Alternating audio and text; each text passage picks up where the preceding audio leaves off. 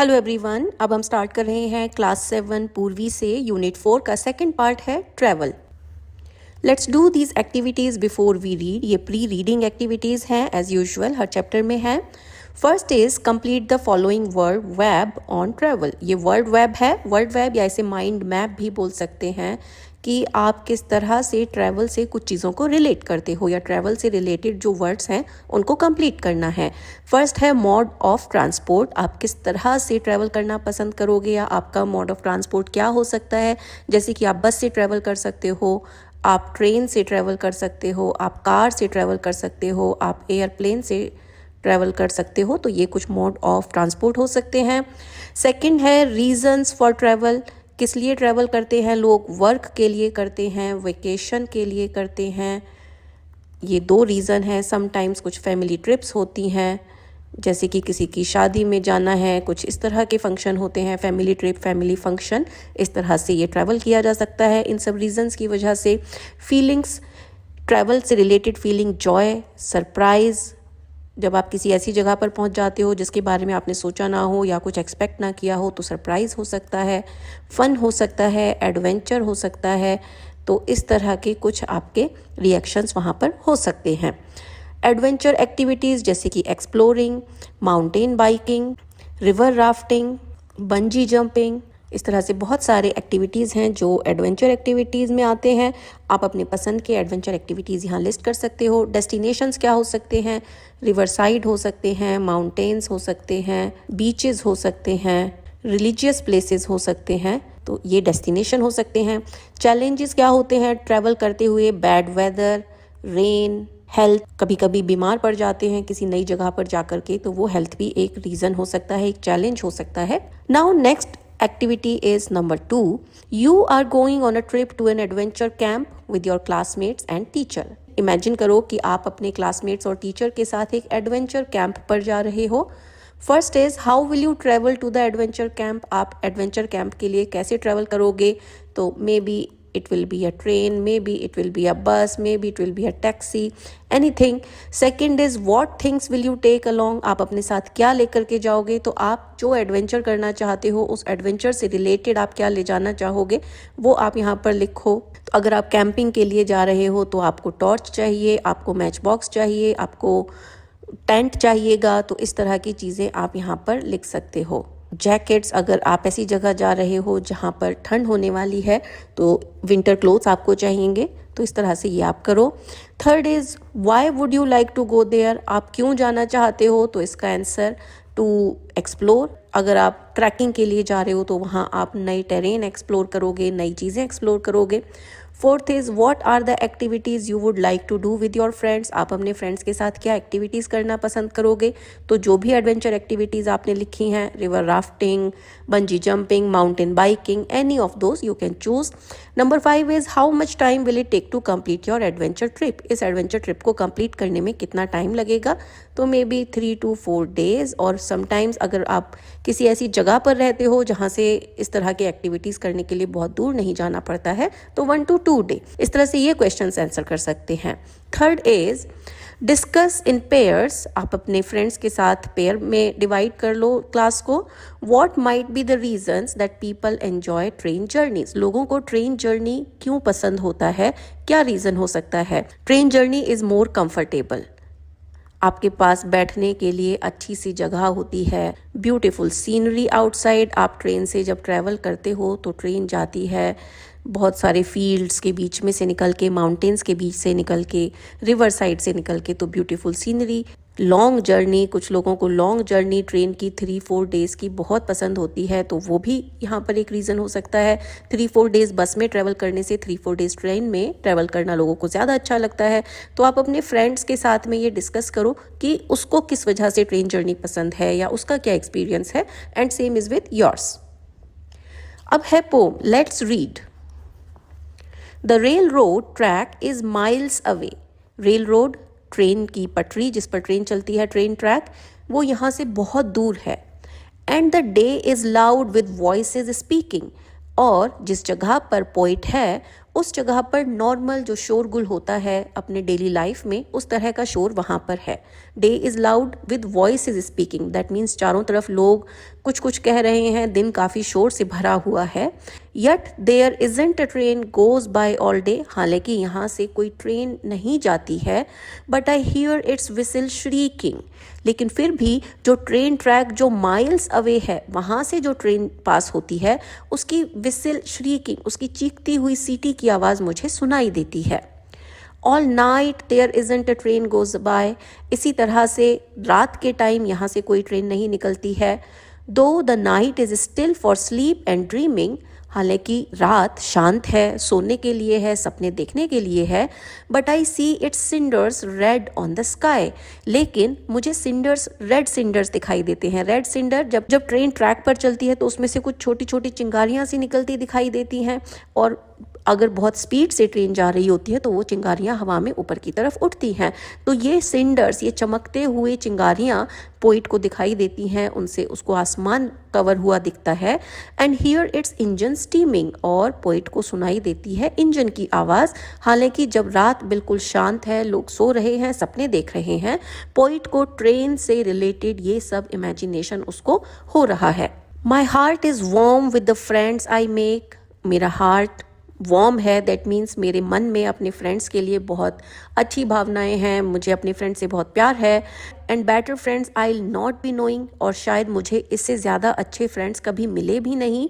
Yet there isn't a train I won't take no matter where it is going, लेकिन मुझे train इतनी पसंद है, ट्रेन से ट्रैवल करना इतना पसंद है कि हालांकि मेरे सारे फ्रेंड्स यहाँ पर ही हैं और इससे अच्छे फ्रेंड्स मुझे कभी नहीं मिलेंगे, फिर भी अगर किसी नई जगह पर ट्रेन से जाना होगा, या कोई ट्रेन अगर किसी नई जगह पर जा रही होगी या कहीं भी जा रही होगी, मैं उसमें बैठकर जाना पसंद करूँगी। ये पोम है, ये शो करती है पोइट के ट्रेन के लिए प्यार को। एडना सेंट विंसेंट मिले की ये पोम है। अक्सर आपने देखा होगा कि छोटे बच्चों को ट्रेन बहुत फैसिनेटिंग लगता है, यहाँ तक कि बड़े लोगों को भी ट्रेन बहुत फैसिनेटिंग लगता है, और बहुत सारे लोगों के लिए ट्रेन बहुत ज़्यादा चार्मिंग होती है। Let's move on to the activities. First one is let's discuss. The main ideas of each stanza of the poem are given below. Poem में 3 स्टेंजाज हमने पढ़े हैं, हर स्टेंजा का आइडिया यहाँ पर दिया गया है। आइडिया मीन्स वो स्टेंजा किस चीज़ पर बेस है, किसके बारे में उस स्टेंजा में बात हो रही है। Now right the number of the stanza against the matching main idea. यहाँ स्टेंजा का जो मेन आइडिया है, मेन जो उसका टॉपिक है वो लिखा गया है, आपको बताना है कि ये किस स्टेंजा से रिलेटेड है। First one is at night the speaker imagines the train and hears its engine in the quiet. रात के टाइम स्पीकर ये इमेजिन करती है कि ट्रेन उस वहाँ से जा रही है और उसे इंजन सुनाई दे रहा है, तो ये स्टेंजा 2 है। Second is the speaker feels a strong desire to take any train no matter where it goes. Speaker ने बोला है कि कोई फर्क नहीं पड़ता कि कोई ट्रेन कहाँ जा रही है, मैं उसमें जाना पसंद करूंगी। So this is stanza 3। Third is the speaker hears the train whistle during the day. Speaker को दिन में ट्रेन की विसिल सुनाई देती है, even though the train is far away, हालांकि ट्रेन बहुत दूर है। तो ये स्टेंजा 1 का मेन आइडिया है। नाउ सेकेंड है read the poem and underline the rhyming words. हमें हर स्टेंजा से राइमिंग वर्ड्स को अंडरलाइन करना है। Write the rhyming words from each stanza. हर एक स्टेंजा के राइमिंग वर्ड्स लिखने हैं, जैसे कि स्टेंजा 1 में दिया गया है अवे एंड डे। अब स्टेंजा 2 के राइमिंग वर्ड्स कौन से हैं, तो देखो स्टेंजा 2 के राइमिंग वर्ड्स हैं by and sky, and similarly dreaming and steaming. इसी तरह से स्टेंजा 3 में राइमिंग वर्ड्स हैं make and take, and similarly knowing and going. ये राइमिंग वर्ड्स है, तो ये वर्ड्स हमें लिखने हैं। नाउ थर्ड है identify the rhyme scheme of the poem from the options given below. Poem की राइम स्कीम क्या है, तो राइम स्कीम क्या होती है कि जो एंडिंग साउंड होता है किसी लाइन का, वो हम देखते हैं कि वो कब रिपीट हो रहा है। जैसे कि फर्स्ट स्टेंजा में साउंड आता है अवे, तो दिस इज ए। स्पीकिंग, ये अवे से बिल्कुल डिफरेंट साउंड है, तो ये बी साउंड हो गया। थर्ड लाइन में साउंड आता है डे, अब ये day and away similar sound करते हैं, एंड श्रीकिंग इज बी। तो इस स्टेंजा का राइमिंग थीम हो गया है ए बी। ये राइमिंग थीम है इस पोम की। इसी तरह से यहाँ पर आप देख सकते हो, अगर बाय ए साउंड है और ड्रीमिंग बी साउंड है, तो स्काई ए साउंड है एंड स्टीमिंग बी साउंड है, तो थीम हो जाता है, राइमिंग स्कीम हो जाता है ए बी। तो इस तरह से राइमिंग स्कीम फाइंड आउट करते हैं। अब यहाँ पर आपको दिया गया है AABB, that means by sky, ऐसा तो नहीं है, हर थर्ड लाइन में आपको राइमिंग वर्ड मिलता है, तो the theme is ABAB, that will be your answer. Fourth is identify the word in the poem that personifies the whistle of the train. Train के विसिल को पर्सोनिफाई करता है, that means उसको किसी human से रिलेट करता है कि ऐसा लगता है कि जैसे किसी इंसान के बारे में बात हो रही है। तो ये कौन सा वर्ड है जो ट्रेन के विसिल को पर्सोनिफाई करता है? तो यहाँ पर लाइन है विसिल श्रीकिंग। अब श्रीकिंग होता है चीखना, जोर से चिल्लाना। अब चिल्लाती कोई चीज़ें तो नहीं चिल्लाती हैं, तो श्रीकिंग ये साउंड है जो इसको पर्सोनिफाई करता है, so we will write shrieking. Fifth is tone refers to the attitude the poet has about the poem. हर एक पोम का, हर एक स्टोरी का एक टोन होता है कि उसमें पोइट या ऑथर किस तरह से अपनी बात को कह रहा है। कभी कभी आपको लगेगा कि ऑथर बहुत काम है, कभी लगेगा कि ऑथर बहुत ज़्यादा वरिड है, बहुत चिंता में ये स्टोरी या ये पोम लिखी गई है, कभी लगेगा कि यहाँ तो बहुत मज़े आ रहे हैं, बहुत फन थीम है। तो ये एटीट्यूड क्या है, ये हमें फाइंड आउट करना है। Which of these words can be use to describe the poet's tone in this poem. अब इस पोम में जिस तरह की टोन, जिस तरह का एटीट्यूड पोइट का है, वो हमें यहाँ पर बताना है। जैसे कि सीरियस, पोइट बहुत सीरियस है, बहुत गंभीरता से वो ट्रेन के बारे में बात कर रहा है, तो no. Excited, yes, poet excited है, क्योंकि पोइट ने बोला है कि ऐसी कोई ट्रेन नहीं होगी जिसमें मैं जाना पसंद ना करूं, तो poet is very excited. Poet curious है, क्योंकि वो नई जगहों पर जाने से भी उसको परेशानी नहीं है ट्रेन में जाने से। वरिड, पोइट को यहाँ कोई चिंता नहीं है। थॉटफुल, पोइट थॉटफुल है, क्योंकि पोइट ने बोला है कि मेरे पास बहुत सारे अच्छे फ्रेंड हैं एंड मे बी मुझे इससे ज़्यादा अच्छे फ्रेंड कभी नहीं मिलेंगे। तो पोइट ने बहुत अच्छे से सोच लिया है कि हम ट्रैवल करते हैं नई जगह देखने के लिए, नए लोगों से मिलने के लिए, लेकिन पोइट का ऐसा कोई इरादा नहीं है। उसने अच्छे से सोचा है कि मुझे केवल ट्रेन में बैठ कर के कहीं जाना है, नई लोग, नए जगह, इससे मुझे कोई फ़र्क नहीं पड़ता। तो पोइट काफ़ी थॉटफुल है। कंटेंट, कंटेंट मीन संतुष्ट होना, जो अपने पास है उसे खुश रहना। तो पोइट यहाँ पर कंटेंट है, क्योंकि पोइट ने बोला है कि मेरे पास बहुत अच्छे फ्रेंड हैं और इससे ज़्यादा मुझे अच्छे नहीं मिलेंगे, तो पोइट संतुष्ट है उसके पास जो फ्रेंड हैं उनसे। एंथ्यूजियास्टिक, पोइट ट्रेन्स को लेकर के काफ़ी एंथ्यूजियास्टिक है, उसके अंदर बहुत उत्साह है। तो यस, पोइट को ट्रेन से बहुत प्यार है, ट्रेन को लेकर के बहुत उत्साह है, this is right. Critical, poet train के बारे में काफ़ी क्रिटिकल है, मीन्स उसमें कमियां निकाल रहा है, तो ऐसा नहीं है। जॉयफुल, पोइट को ट्रेन की आवाज़, ट्रेन से रिलेटेड चीज़ों में उसको मज़ा आता है, तो यस, पोइट को उसमें जॉय मिलता है, this is right. Next is sixth, select the words that tell us what the train symbolizes for the poet. Poet के लिए ये ट्रेन किस चीज़ का सिंबल है? एजुकेशन का, एडवेंचर का, कंफर्ट का, अपॉर्चुनिटीज़ का। तो पोइट के लिए ये एडवेंचर का सिंबल है, क्योंकि पोइट को नई जगह जाना है, सो this is adventure. Also poet ने बोला है कि उसे नई जगह जाना है, नए लोगों से मिलना है, उसे नए दोस्त नहीं ढूंढने हैं, but she has no hesitation to try new things. तो एडवेंचरस के साथ साथ इसमें थोड़ी सी अपॉर्चुनिटीज़ भी हैं कि उसे नई जगहें देखने का मौका मिलेगा, ट्रेन में ट्रैवल करने का मौका मिलेगा, तो this is an opportunity as well. Now next is number 8, complete the following by choosing the correct option from those given in brackets. Bracket से हमें करेक्ट ऑप्शन चूज करना है। The poet repeats the line there isn't a train goes by. Poet ने बार बार अपनी pome में ये word बोला है, ये फ्रेज बोला है, there isn't a train goes by, यहाँ से कोई ट्रेन नहीं निकलती। इन ऑल 3 स्टैंजाज, हर स्टैंजा में उसने ये बोला है। तो ये उसने किस लिए बोला है? Highlight the speaker's fascination with the train. ये शो करता है कि पोइट या जो स्पीकर है उसे ट्रेन से बहुत ज़्यादा फैसिनेशन है, ट्रेन से बहुत ज़्यादा लगाव है, बहुत ज़्यादा ईगरनेस है ट्रेन को लेकर के। और दूसरा ऑप्शन है suggest that the area has many trains passing through, और या इससे ये पता चलता है कि यहाँ से बहुत सारे ट्रेन निकलते हैं। तो लाइन है there isn't a train goes by, यहाँ से एक भी ट्रेन नहीं निकलती है। तो ये शो करता है कि पोइट को फैसिनेशन है ट्रेन को लेकर के। तो आपका करेक्ट आंसर होगा first one, highlight the speaker's fascination with the train, that is your correct answer. Now next is the poem contrasts the busy day with the stillness of the night. Poem में contrast है, means opposite है, कि दिन में बहुत ज़्यादा शोर है और रात में बहुत ज़्यादा शांति है।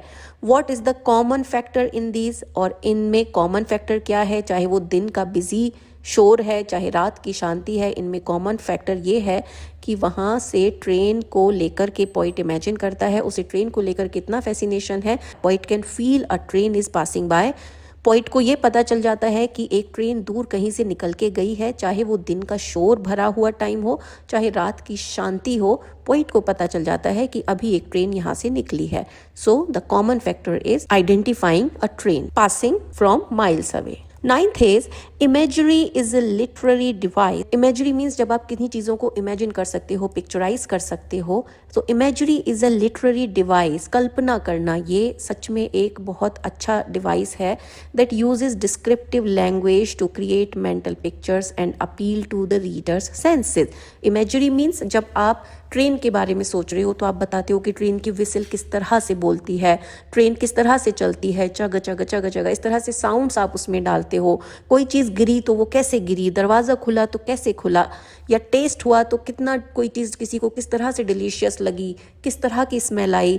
इमेजरी एक पिक्चर पेंट कर देता है। अगर आप गार्डन में जाते हो और आप बोलते हो कि वहाँ एक फूल था, तो अब यहाँ पर जो रीडर है वो कुछ भी सोच सकता है कि कोई भी फूल हो सकता है, लेकिन जब आप बोलते हो कि वहाँ पर एक रोज़ था जो पिंक कलर का था और उसमें से भीनी भीनी खुशबू आ रही थी, तो हर एक रीडर अब वो उस पिंक रोज़ के बारे में सोचता है और उसकी भीनी भीनी खुशबू को महसूस कर सकता है। So this is imagery, means जब आप कल्पना करते हो, एक पिक्चर सी क्रिएट कर देते हो अपने रीडर के सामने।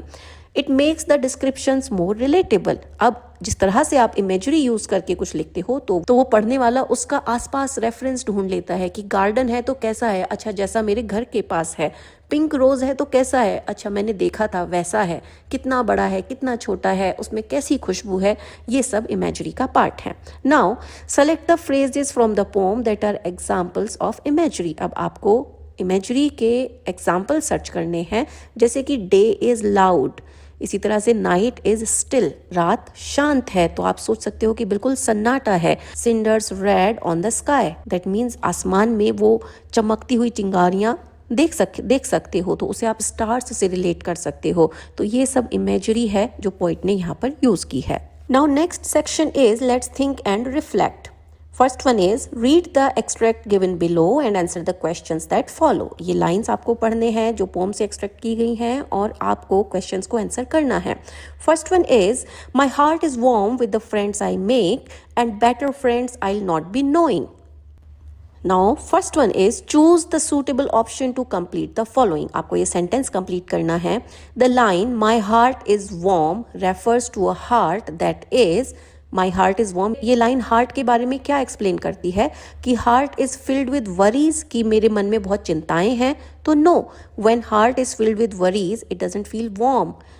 Full of love, that is the feeling, कि जब आपके दिल में अपने फ्रेंड्स के लिए इतना प्यार है तभी ये लाइन है कि my heart is warm with the friends I make, मेरे जो दोस्त हैं उनके लिए मेरे मन में बहुत प्यार है। तो that is full of love, that is the right expression.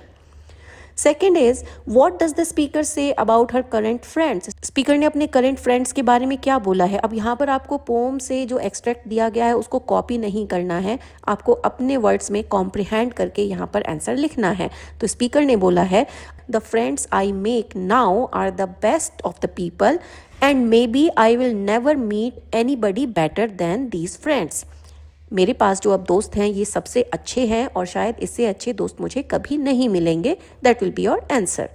Now third is what does the lines better friends I will not be knowing suggest about the speaker's feeling towards their current friends. ये line better friends I will not be knowing, इससे अच्छे दोस्त मुझे नहीं मिलेंगे, ये line क्या जताती है कि स्पीकर अपने अभी के फ्रेंड्स को लेकर के क्या सोचती है या क्या सोचता है। तो स्पीकर के according speakers heart is filled with love for these people, ये उसके बेस्ट सेट ऑफ पीपल हैं और उसे इससे ज्यादा नहीं चाहिए। So this line shows that the speaker is happy and content with the kind of people speaker has around. Fourth is complete the following suitably, हमें ये कंप्लीट करना है करेक्ट वर्ड चूज करके। The tone of the speaker in these lines is, इस line में speaker की tone कैसी है, उसका एटीट्यूड कैसा है, कि ग्रेटफुल, वो किसी को थैंक यू बोल रही है, नो। कंटेंट, वो संतुष्ट है, तो content is the tone here.